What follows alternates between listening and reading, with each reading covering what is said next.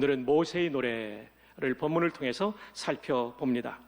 자, 모세의 노래는 이렇게 시작합니다. 출애굽기 15장 1절에 이때에 대해서는 조금 더 후에 말씀드립니다.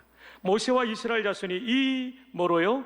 노래로 여호와께 뭐 했다고요? 노래하니 일러스되 내가 여호와를 찬송하리니 그는 높고 영화로우시며 말과 그 탄자를 바다에 던지셨음이로다. 여호와는 나의 힘이요 노래시며 나의 구원이시로다. 그는 나의 하나님이시니 내가 그를 뭐 할 것이요? 찬송할 것이요. 이 노래가 그냥 노래가 아니라 찬송임을 말하고 있죠. 내 아버지 하나님이시니 내가 그를 높이리로다. 출애굽의 은총을 노래하고 있는 것입니다.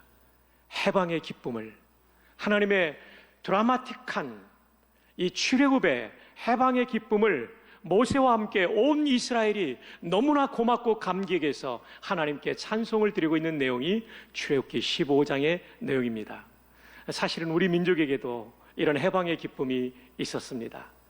71년 전 광복의 그날 얼마나 기뻤던지 이제까지 만져보던 흙과는 다른 감격이 되었다는 거죠. 36년간 일제 강점기에 압박을 받던 우리의 조상들이 흙 다시 만져보자, 이게 진짜 우리 땅이냐. 그리고 바닷물이 파도로 일렁이는 것을 보면서 마치 파도도 기뻐서 춤을 추는 것처럼 느낀 이 감격이 71년 전 8월 15일이었습니다. 근데 여러분 아십니까? 그날의 해방이 없었다면 오늘 우리의 자유도, 우리의 자존감도, 그리고 오늘 우리의 신앙생활도, 우리의 이런 번영도 있을 수가 없습니다. 그러므로 8.15 광복절은 71년 전의 사건으로 끝나는 것이 아니라 오늘 우리의 삶과 그대로 연결되어 있습니다. 믿으시면 아멘. 모세가 출애굽기 15장의 이 노래를 부르게 된 배경은 출애굽기 1장부터 살펴보아야 됩니다. 그 배경을 이해할 때 출애굽기 15장의 모세와 이스라엘 백성들의 감격을 우리가 조금이라도 이해할 수 있을 겁니다. 여러분 아신 대로 1장에는 어떤 일이 벌어지게 되냐면 이스라엘 민족이 압제를 받게 됩니다. 요셉을 알지 못하는 왕이, 그 왕조가 일어나가지고 국고성을 짓는데, 국고성이라 하면 식량을 저장하거나 무기를 저장해서 흉년 때나 전쟁 때에 국가를 지키기 위한 성을 국고성이라고 합니다. 비돔과 라암셋이라는 국고성을 짓게 됩니다. 여러분 요즘은요, 장비가 발달해서 건물을 짓거나 성을 짓는 게 그다지 그렇게 많이 어렵지는 않습니다. 근데 옛날에는 모두 사람이 쳐서 날아야 되고 끌고, 그리고 사람들이 손으로 다 해야 되는 거예요. 이런 고된 성을 짓다 보면 사람들이 다치기도 하고 장애를 입기도 하고 심지어 목숨을 잃는 경우도 있었어요. 그들은 이 성을 쌓기 위하여 얼마나 많은 노력을 하게 되었고 그들은 노예로서 얼마나 고달픈 인생을 살아가게 되었을까요? 그러다가 해방을 맞이한 거예요. 이게 얼마나 기쁜 거예요. 우리 조상들도 71년 전까지만 해도 작년에 조선인들은 징용으로 끌려가서 일제의 압박 가운데 노예처럼 광산에서 광산물을 채굴하고, 그리고 군수공장에서 노인도 제대로 받지 못한 채, 먹지도 제대로 못한 채, 쉬지도 못한 채 강제노동에 시달려야만 했습니다. 그러다가 71년 전에 해방을 맞이했으니 흙 다시 만져보자, 바닷물도 춤을 춘다, 노래하지 않을 수 없었던 것이죠. 뿐만 아니라 출애굽기 1장 16절 이하에 보면 이집트는 이스라엘 민족 말살 정책을 펴니다. 가장 손쉬운 방법이 태어나는 아이들 가운데 남자들을 모조리 죽여버리면 머지않아 이스라엘은 씨도 없이 없어져 버리는 거죠. 그러다가 해방을 맞이했으니 얼마나 기뻤겠어요. 이제는 마음껏 우리의 후손들의 미래를 보장할 수 있다는 것이 모세와 그 백성들에게 얼마나 기쁜 일이었겠습니까? 우리나라도 71년 전까지만 해도 일제 태평양 전쟁의 젊은이들이 징병으로 끌려나가 알지 못하는 지역, 알지 못하는 전선에서 죽음을 맞이한 젊은이들이 한두 명이 아닙니다. 뿐만 아니라 그들은 우리의 다음 세대를 없애버리기 위하여 그들은 우리의 말과 글을 빼앗아버렸고 이름까지도 빼앗아버렸습니다. 뿐만 아니라 우리의 찬란한 역사를 그들은 왜곡시켜버렸습니다. 그래서 일본인과는 달리 조선 사람들은 열등한 민족이라고 가르쳤습니다. 소위 말해서 식민지 사관으로 가르쳤습니다. 식민지 사관이란 조선인은 식민지 백성이 될 수밖에 없을 만큼 열등한 민족이라고 우리의 자존감을 완전히 뭉개버리는 사관이었습니다. 여러분, 그들의 말이 사실이라면 우리 한국 사람들이 열등한 사람이면 어떻게 이번 올림픽에 여자 배구가 일본을 이길 수가 있었겠습니까? 말도 안 되는 소리입니다. 우리 경상도 말로 하면 택도 없는 얘기를 하고 있는 것입니다. 정말 우리가 열등한 민족이라면 1945년에 독립하고 5년 만에 전쟁을 맞이하고 이 전쟁의 전국토가 부산 일대를 빼고 초토화되었던 이 나라가 어떻게 지금의 세계 10대 경제대국이 될 수가 있었겠습니까? 말도 안 되는 주장을 일본 학자들이 한 것입니다. 피터 드러커라는 유명한 분이 계십니다. 최근에 돌아가셨어요. LA 근교에 살았습니다. 클레어몬트에. 이분의 명저 프로페셔널의 조건이라는 책에 보면 한국어 번역판에 이분이 서문을 써주십니다. 우리 한국인을 위해서. 거기에 보면 이런 말이 나옵니다. 인류 역사상, 잘 들으세요. 졸지 말고요. 인류 역사상 1950년대 초 한국전쟁 이후에 25년이라는 짧은 기간 동안 한국이 이룩한 사회적 변혁보다 더 훌륭한 성공 사례는 찾아볼 수 없습니다. 인류 역사상 찾아볼 수 없대요. 제2차 세계대전 이후 어떤 국가도, 다시 말하면 러시아도 독일의 공격을 받았죠. 일본도 미국의 공격을 받았죠. 물론 일본이 먼저 건드렸지만, 독일도 자기들이 먼저 했지만 연합군의 공격을 받아서 국토가 초토화되는데 2차 세계대전 이후 어떤 국가도 러시아, 독일, 일본보다도 가장 많이 전 국토가 초토화된 나라는 대한민국이라고 피터 드러커가 말합니다. 한국만큼 철저하게 파괴되지는 않았습니다. 그러나 한국전쟁 이후 25년 만에 완전히 현대화된 새로운 한국이 들어섰습니다. 곳곳마다 고층 빌딩이 들어서게 되었고, 곳곳마다 기간 산업의 공장이 들어서게 되었고, 전국은 거미줄같이 고속도로망이 펼쳐지게 되었고, 세계 유수의 대학들이 일어나게 되었습니다. 국제공항이 들어서게 되었습니다. 한국을 변모시킨 이러한 전환의 속도, 근대화의 속도는 일본에게 75년의 기간이 걸렸던 것이, 프랑스에 200년의 기간이 걸렸던 것이, 미국에 125년의 기간이 걸렸던 것이 한국에는 단 25년 만에 이루어졌습니다. 이스라엘의 해방에 있어서 하나님은 모세라는 지도자를 보내셨듯이 우리나라의 해방과 독립의 과정 중에도 수많은 우국지사들을 지도자로 세우셨어요. 그런데 그 중에는 굉장히 많은 크리스천들이 독립운동에 가담했어요. 저는 지난 주간에 김재현 박사님, 서울대와 동대학원을 졸업하고 프린스턴에서 박사를 받은 교회사가의 김재현 박사님의 이 책을 처음부터 끝까지 읽었어요.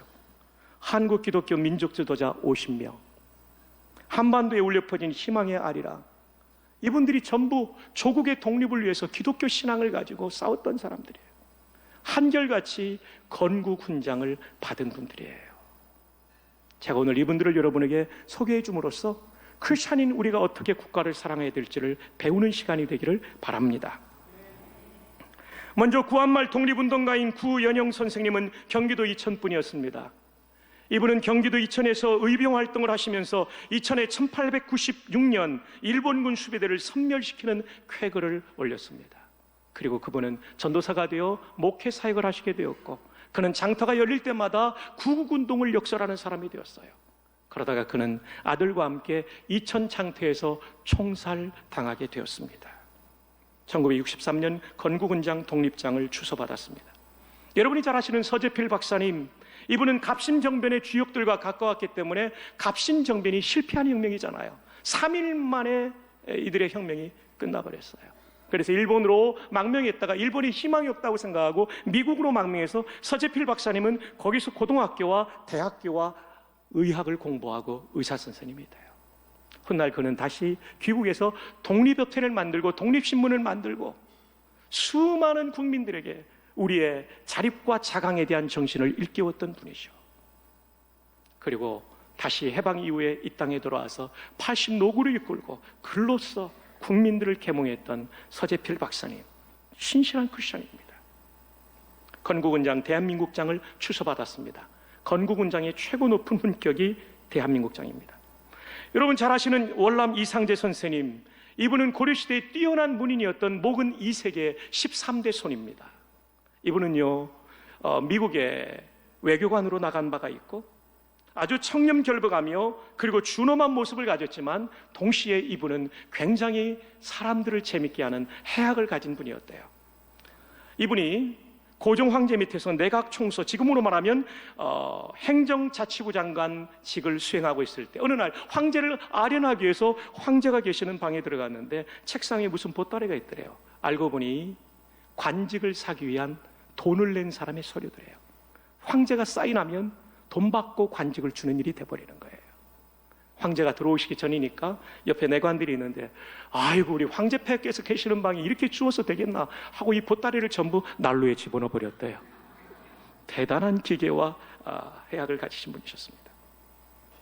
이분은 개혁적인 이상재 선생을 좋아하지 않던 사람들이 몰려서 한성 감옥에 들어가게 되는데, 거기서 게일 같은 선교사님의 전해준 성경책을 통해서 요한복음을 10번 읽고 예수님을 만나게 됩니다. 놀라운 일이죠. 그리고 YMCA, 제가 하성규 권사님을 좋아하다 보니까 YMCA인데 YWCA로 읽었습니다. YMCA 총무로 활동하셨고 연동교회 출석하시면서 항일운동단체 신간의 초대 회장이 되었습니다. 그리고 연세가 높아서 돌아가시게 되었죠. 건국훈장, 대통령장을 추서받으셨습니다. 여러분 영화 암살의 여주인공 아시죠? 누구죠? 여러분은 전지현을 떠올리겠지만 전지현이 사실은 남자연 여사의 역할을 한 것입니다. 남자연 여사의 손녀딸이 우리 교회 김경희 D 권사님, 저 뒤에 안내 서고 있습니다. 남자연 여사는 1919년 3월 9일 만주로 망명하여 독립군의 여성대원으로 활약했습니다. 그리고 독립군 기관과 농촌을 다니면서 특별히 독립을 위해서는 여성의 활동이 중요하다고 여성들을 깨우치는 역할을 했습니다. 그녀는 북만주에 무려 교회 12개를 설립하셨습니다. 대단한 분이시죠. 그 뿌리가 이어지는 거죠. 그리고 1933년 남자연 여사는 만주국의 일제 전권대사가 온다는 소식을 듣고 암살 계획을 세우고, 그리고 하얼빈에서 쏠려고 했는데 무기를 인수하는 과정에 내부의 밀고 때문에 하얼빈 경찰서에 끌려가서 투옥됩니다. 그녀는 일제가 주는 음식을 먹을 수 없다고 단식 투쟁을 해서 15일 만에 보석으로 나오는데 그 단식 때문에 숨지게 됩니다. 숨지면서 하나밖에 없는 아들에게 그분이 남긴 마지막 유언이 뭐냐면, 내가 가진 돈 200원을 조선이 독립하는 날 축하금으로 바쳐라. 적지 않은 돈이었겠죠, 그 당시에. 아들을 두고 가면서 네가 앞으로 이거 가지고 잘 살아라가 아니라 조선이 독립하는 날 축하금으로 이것을 국가에 바쳐라. 대단한 분들이죠. 건국원장, 대통령장을 추서하셨습니다. 여러분, 임진왜란 때 나라를 지킨 충신 가운데 이항복 선생님이 계시죠. 이분의 10대 손인 이회영 선생님, 이회영 선생님은 서울 장안의 굉장히 큰 부자였어요. 근데 나라가 망하는데 우리가 이 돈을 가지고 누릴 수 없다 그래가지고 전 재산을 파니까 60만 양이라는 천문학적인 돈이 되었어요. 팔기 전에 6형제가 의논합니다. 큰형 이름이 건영이에요. 저 인영 목사님이랑 똑같습니다. 그 다음 서경, 철영, 그 다음 회영, 그 다음 시영, 호영, 이 6분이 합력해가지고 이 돈을 다 팔아가지고 만주에 가서 독립기지를 만들고요, 신흥 무관학교를 세웁니다. 신흥 무관학교는 도산 안창호 선생님이 세웠던 그 신민회와, 그리고 흥자는 거기서 신자를 따고, 흥자는 어떤 흥자냐면 우리가 독립할 수 있도록 무력을 키우자라는 뜻에서 흥할 자를 씁니다. 해방될 때까지 신흥학교는, 신흥무관학교는요 무려 3,500명의 졸업생을 배출합니다. 여러분, 여기서는 놀라야 되는 순간입니다. 한 개인이 전 재산을 쏟아부어서 독립군을 양성한 거예요. 청산리 대첩 같은 경우는 신흥무관학교 출신들이 없었다면 이건 불가능했다고 보고, 김자진, 이범석 장군 밑에 이 신흥무관학교 출신의 수많은 장병들이 독립군으로서 활동했다고 합니다. 여러분이 잘 아시는 조만식 장로님, 저도 이 책을 통해서 새롭게 깨달았어요. 여러분, 저는 조만식 장로님이 모범생인 줄 알았습니다. 근데 범생이 아니셨더라고요. 아버지가 양반이신데 농사일을 하던 분이셨어요. 근데 이 조만식이 잘하니까 너 포목상해라 가지고 돈을 엄청나게 벌었대요. 장사 수완이 좋아가지고. 돈이 많아지니까 담배 피고 술 먹고 그리고 기생집을 드나들면서 영혼이 피폐해지기 시작했어요. 그러다 보니까 사업도 제대로 안 돼요. 그리고 고통스럽게도 첫째 아이가 목숨을 잃어요. 22살 때 조만식의 가정에 일어난 사건이에요. 그때 친구 정교신의 전도로 예수님을 받아들이게 돼요. 그리고 마음을 다잡고 숭실학교에 가게 돼요. 지금의 숭실대학이죠. 그리고 일본에 유학해서 메이지 대학 법학과에서 공부를 한 다음에 그는 귀국하여 오산학교 선생님과 또 교장 선생님 역할을 하셨습니다. 한경직 목사님이 그분 제자인데요. 한 목사님의 얘기를 따라보면 고당 조만식 장로님은 오산학교 교장 재직시설에 어떤 교육 방침을 가졌냐면 철저한 신앙으로서, 이게 중요합니다. 철저한 뭐로서요? 신앙으로서 새로운 사람이 되게 하며 학문과 지식을 배워서 민족 중흥에 투신할 수 있는 애국지사를 양성하는 데 있다. 애국과 신앙이 같이 가요. 철저한 신앙으로서 새로운 사람으로 만드는 거예요. 그리고 민족 중흥에 투신할 수 있는 애국지사를 만드는 것이 오산학교 교장 선생님이었던 고당 조만식 장로님의 꿈이고 목표였습니다. 이 오산학교에서 주기철 목사가 나왔고 함석헌 선생이 나왔고 한경직 목사가 나왔고 저 백병원의 설립자인 백인재 박사가 오산학교 출신이에요. 여러분, 한석헌 선생은 머리가 너무너무 좋았어요. 평양고보라고 하면 평양의 제1고등학교를 다녔어요. 근데 일본 선생님이 반말하고 욕하고 조센징이라고 하고 때리고 이러니까 나 이런 학교 안 다니겠다. 저기에 내가 굴복하고 일본 최고 교육 받고 싶지 않겠다. 오산학교 간 거예요. 그만큼 오산학교는 민족의 지도자들이 모이는 곳이었죠. 뿐만 아니라 독립운동가이며 6.25 전쟁에 큰 공헌을 한 김홍일 장군, 뚜리스타 장군이셨죠. 이 장군도 오산학교 출신입니다. 조만식 장로님도 훗날 건국훈장 대한민국장을 받으셨습니다. 그 외에도 수많은 우국지사들이 기독교인으로서 하나님을 사랑하고 그리고 조국을 사랑했습니다. 그런데 여러분, 모세 시대의 출애굽이 모세라는 지도자의 능력으로 된 것이 아니지 않습니까? 하나님의 도움으로 되었죠. 이와 마찬가지로 우리에게도 이렇게 보배로운 지도자들의 눈물과 땀과 피 뿌린 희생이 있었습니다. 전 재산 60만 명을 지금으로 말하면 어마어마한 재산을 다 바쳐서 조국을 위해서 쏟아부은 사람들이 있지만, 그러나 우리의 해방은 하나님이 주신 선물인 줄로 믿습니다. 여러분, 출애굽의 사건을 기억해 보십시오. 모세를 보내니 듣지 않습니다. 하나님께서 그래서 파라오에게 재앙을 보내니까 하나부터 9까지 움직일 듯 움직이지 않아요. 마지막 결정적으로 10번째 재앙을 보내니까 이제 할 수 없이 자기의 장남도 죽고 애굽의 모든 처음 난 사람과 짐승까지 다 죽게 되니까 할 수 없이 보내지 않습니까? 보내놓고 보니까 아까운 마음이 드는 거예요. 저런 엄청난 숫자의 노예들을 그냥 보내다니, 그럴 수 없다. 다시 데려와서 노예로 부려야지 하고 최정예 전차 600대와 전국의 전차를 끌어모아가지고 이스라엘 백성들이 나가고 있는 길목으로 달려가기 시작합니다. 이야, 이 사람들이 볼 때 너무나 기뻤어요. 이집트 군대가 볼 때는 저 앞에는 출렁이는 홍해바다가 있고요, 그 다음에는 이스라엘 민족 200만 명이 있고요, 우리는 강력한 전체부대로 압박하면 저 사람들을 다 포로로 잡을 수 있다는 생각을 하고 달려가고 있었습니다. 한편 이스라엘 백성 입장에서 보면 죽을 맛이죠. 앞에는 바다요, 뒤에는 애굽의 최정예 부대가 쫓아오고 있는 거예요. 이것을 사자성어로 뭐라고 그럽니까? 예, 여기 굉장히 좋은 학교 나온 분이 맞추셨습니다. 진퇴양난입니다. 맞추신 분은 본인이 본인에게 상을 주시기를 바랍니다. 진퇴양난이에요. 백성들이 아우성칩니다. 이러려고 우리 데리고 나왔냐고. 하나님께서 모세의 기도를 들으시고 역사하십니다. 밤새도록 동풍이 불어 제끼는데 말이죠, 홍해가 열리기 시작합니다. 그 뜨거운 바람과 더불어, 여러분 요즘 열대 바람 얼마나 뜨겁습니까? 이 뜨거운 바람과 더불어 바닥까지 바싹 마르게 되었습니다. 이스라엘 백성들이 막 빠져나가니까 이집트 군대도 막 따라오는데 하나님이 저지하니까 근저점들을 못하도록 저지하고 있었습니다. 이스라엘 백성들이 다 빠져나간 다음에 이집트 군대가 계속해서 죽여가려고 하니까 그때 바닷물이 합쳐지는 바람에 개들 다 죽었습니다. 여러분, 개들 다 죽었다니까요.